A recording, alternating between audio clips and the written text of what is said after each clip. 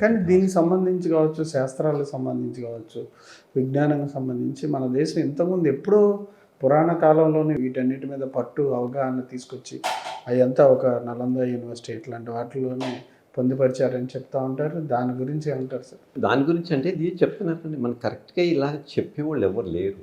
చాలామంది మంత్రాలు చదువుతున్నారు, కానీ వాళ్ళు కూడా మంత్రం యొక్క డెప్త్ కానీ దాని మీనింగ్ కానీ మన వాళ్ళు చాలామంది కూడా తెలియదు సార్. పట్టించుకోవట్లేదు. అంటే మనకే కాదు, చదివే వృత్తికులు కూడా చాలామంది కూడా తెలియదేమో అని అంటారు. అంటే అది సిన్సియర్గా చేద్దాం అనుకునే భావాలు ఉన్నవాళ్ళు ఏదో రిచువల్గా చేసేయటం. నేను ఒక పేషెంట్ చూసేటప్పుడు వచ్చాడు కదా, స్టెప్ పెట్టేసి ఏం కావాలి నీకు అది ఇది అడిగేసి ఏదో మందు రాసి పంపించేసాను అనుకోండి.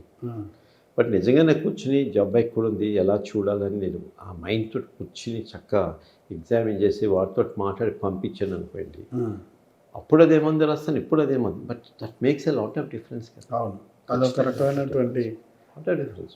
సో అది అట్లాగే ఇక్కడ కూడా సేమ్ ప్రిన్సిపల్స్ అట్లా అది చాలా చాలా ఇంపార్టెంట్. చాలా చాలా ఇంపార్టెంట్. అది వాళ్ళ కామన్ మనిషికి అర్థమయ్యే భాషలో కనుక చెప్పగలిగితే, గుడికి ఎందుకు వెళ్తున్నాం అంటే వెళ్తున్నాం ఏదో భక్తిగా వెళ్తున్నాం, బాగా ఎవరు అలా కోరికలు తీరుస్తాడేమో. ఎట్లా తీరుస్తాడు కోరికలు? This is the process. ఈ ప్రాసెస్ వాడికి అర్థం కాకపోతే వెళ్ళాం కదా, దండం పెట్టేసుకున్నాం, ఒకసారి చూసేసాడు, మన వచ్చేస్తాను, నాకు ఇన్నిసార్లు గుడికి వెళ్తున్నాను, నాకు ఏమీ జరగట్లేదు. అదే టాపిక్ బోల్డ్ ఎంత మంది ఉండాలి, ఎందుకంటే భక్తి ఏం లేదు అక్కడ.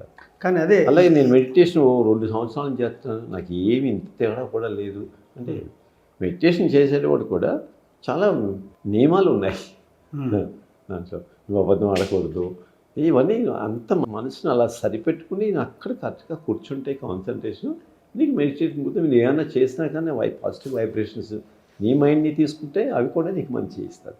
అది ఏ లెక్కనే నేను కూర్చుని నాకు అయిపోవాలంటే ఎలా అయిపోతుంది? ఆ రకంగా అంటే అందరూ కూడా అట్లాగే ఉన్నారులేండి. అదే ఇది అలా వాటితో అర్థమై చెప్పగలిగే వాళ్ళు కూడా లేరు సార్ వచ్చిన అన్ఫార్చునేట్లీ. అంటే ఇప్పుడు ప్రజెంట్ సెటప్ ఆఫ్ పీపుల్కి వాళ్ళ మైండ్కి ఏం కావాలో అది కరెక్ట్గా చెప్పగలిగితే డెఫినెట్గా యాక్సెప్ట్